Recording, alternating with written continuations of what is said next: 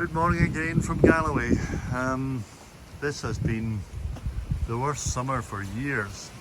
It's after 9 a.m. and it's beginning to get daylight, but it's been the darkest morning and we've had thunder and lightning during the night. I was woken at 5 a.m. by the loudest clap of thunder I've ever heard, and it's wild and pretty awful, which I guess, if nothing else, indicates it's a good day to spend some time in the garage with the midget.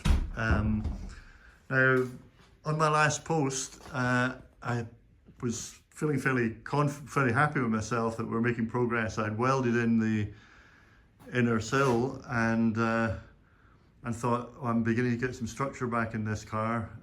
For the first time, I'd welded in the rear bulkhead, or most of the rear bulkhead, in place. And I thought, let's fit the door, dry fit the floor, fit the door, start adding bits, dry fitting them just to see how it all works. And yeah, that's where things went wrong. When I tried to fit the door, it just wouldn't fit at all. The door seemed to be about 1/4 of an inch too wide. I just could not get it in, no matter how I tilted the back end or anything. It wasn't that the door gaps were out of line. It was just that the door was like 1/4 of an inch too big for the gap. And when I dry fitted the outer sill, it hung over 1/4 an inch beyond the wheel arch. So basically the whole thing was compressed on this side, which was a bit depressing. I thought I could adjust that by just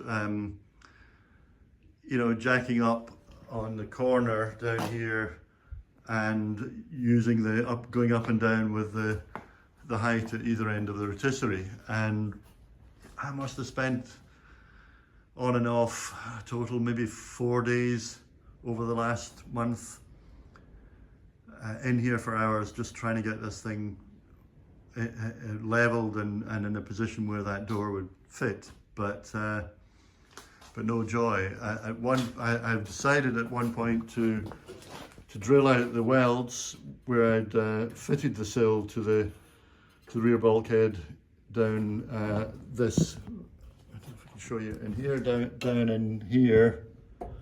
So you can actually see the old weld sticking out there. So I drilled that out. I disconnected it from the back end here and thought, well, that'll give me a bit of flex on this end. But it didn't give me enough because it was attached at the transmission tunnel. So in the end, I had to disconnect that, cut that out, and it's all chewed up now. So, what that did was freed up this whole corner of the car to be pulled back so that I could create whatever space I needed to get the door to fit. And that's what I've done. Now, it's not perfect. Well, I've actually had it better, but I've been tinkering again today, so I just wanted to give you a sense of where I'm going with this. So I've dry fitted the outer sill. I've bolted on the outer A post to get a sense of the gaps here and how square that is. And in order to adjust things, I decided that the best option was to take it off the rotisserie and put it on jacks. And what I've bought, these jacks down here that you can see, are RV jacks, the things that are used to level an RV or a static caravan on each of the 4 corners. And you can buy like 4 of those for like 28 quid. So I bought 8 and I've put them, as you can see, at strategic points, 4 down each side, which kind of gives me all sorts of options to tinker and adjust the height slightly. They say that they'll hold a heavy weight, but they're not very stable, and they're not the things you'd want to rely on if you're going to lie underneath this thing. But in terms of leveling it, they're very helpful. And I've also got it supported on this stand here with the 2 bricks, and where that cross member is pretty solid, and I've checked that is absolutely level as a starting point. So using that, I've been able to level it front to back and side to side. So I'm pretty happy, and this is level at the back. So I'm pretty happy the whole thing is horizontal. And now I just need to do a bit of tinkering around with angles to get these door gaps right. You will also see that I've dry fitted at the moment a new cross member. I basically cut out the old one as best I could and then ground it back, which on this end means that I've got a perfect fit with this chassis leg, original chassis leg here. It's nice tight fit, it's pretty good. If you remember, the previous owner had put a new section of cross member in on this side, and in doing so had not really welded it properly onto the original here, and had kind of generally messed up the joints around here. So it's all a bit chewed up, and I need to do some patchwork there to sort that out. I did toy with leaving the original midsection in and just bolting new bits either side, but I thought, you know what, at least this thing's straight, and if I can get it in and level it off with the rest of the car, then that's got to be better. And the good thing about having put that in is it fits perfectly through the jack hole in the new inner sill and through the old sill on that side, and the distances from the cross member to the rear bulkhead are equal on both sides, so and the diagonals are equal, so that's square, which is at least something with this car. So I'm kind of happy. That's reassuring me that maybe I'm getting things in the right direction. Now I need to sorry for the noise. Move this out of the way. Give you a sense of what I need to do down here. I did have the door gaps are not bad, but I had them actually even much squarer than that on this side, and I can do that just by adjusting this jack relative to this one. And what you'll see as we follow down here is we get to about there, and you can see this filler, and it suddenly gets a bit tighter down there. So clearly one of the previous owners has put in a repair section in the wing here and done a bit of filling work there. So I'm gonna grind that back or sand that back to the metalwork, so I can kind of then level this off perfectly. I should have put this in maybe to show you, but I have fitted this section and it lines up beautifully at the back, and it also runs very nicely along the line that I previously described here, which is where it should be. So that gives me confidence that we're good here. But as we go along here, you can see that the gap gets wider, and that's largely because with the A-post cover fitted, I can't drop this any further. It really needs to come down a bit tighter on that, and I don't know whether I do a bit of tinkering with this and drop it down. I may have to, make some cuts in the holes, or the holes won't line up perfectly, whatever, to get that to fit. Anyway, a bit of tinkering around that, or it may be that it's just the door, the hinges are not, the hinges on the door, the bits that are attached to the door are maybe not square, and I need to adjust that and just raise the door a little bit on this end. But that's a bit of tinkering I need to do going forward before I can see where we're at finally.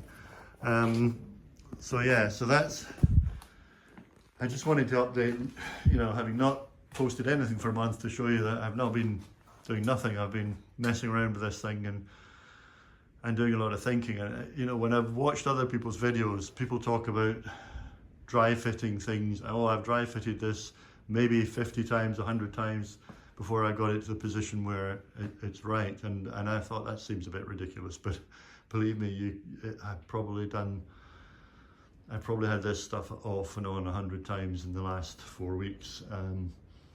So yeah, it's part of the reality of rebuilding these things, I guess. But that's where we're at. I'm going to continue to work with it off the rotisserie. I have, if you remember, this chassis leg has a problem that it was repaired. The original metalwork is here, and this section, repair section, was bolted on, was welded on. But in the process of welding it on, they got it level and ignored the fact that it's supposed to have a 3-degree caster angle at the front end. So I have a whole new chassis leg, but given that this bit is square where it should be, and I've got such a nice fit here, I think what I'm going to do is cut it around where I've marked these lines, and then there's not too much to grind off to take the rest of it out at this end. There's a hell of a lot of work to get it out of the suspension mounts at that end, and then I'll cut the new chassis leg and fit it in and hopefully get my angles right, and that'll be a bit of a test of my skill.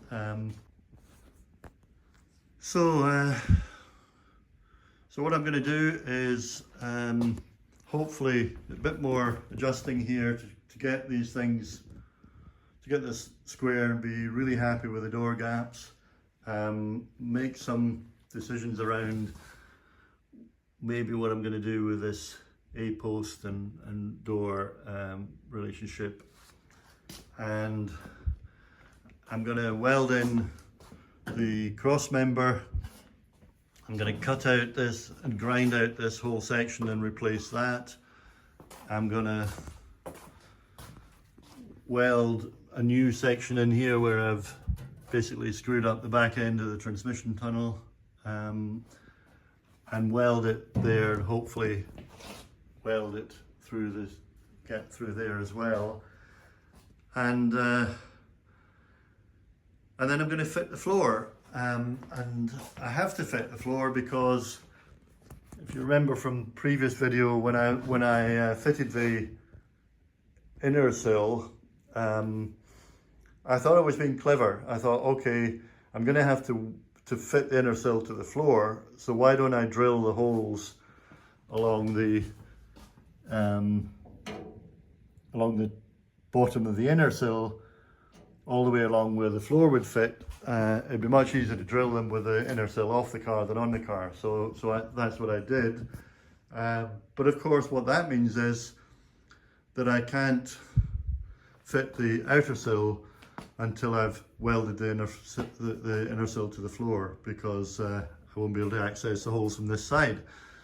And the car doesn't get real rigidity back on this side until the outer sill is fitted. The inner sill is just not, it's got so much flexibility in it that it wouldn't hold things square. So basically this car is staying on these stands and off the rotisserie until I have the floor in place and the sills welded in.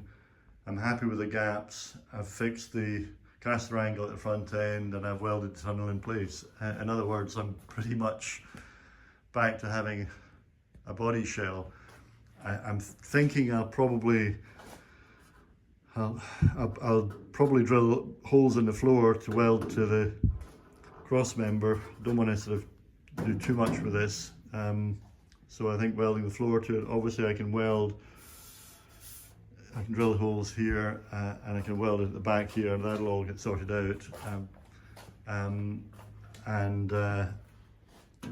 I'll probably, there are some holes already in this, so I'll probably weld this from the inside once I've got the thing back up in the rotisserie. And I'll have a think about that one over there and the tunnel.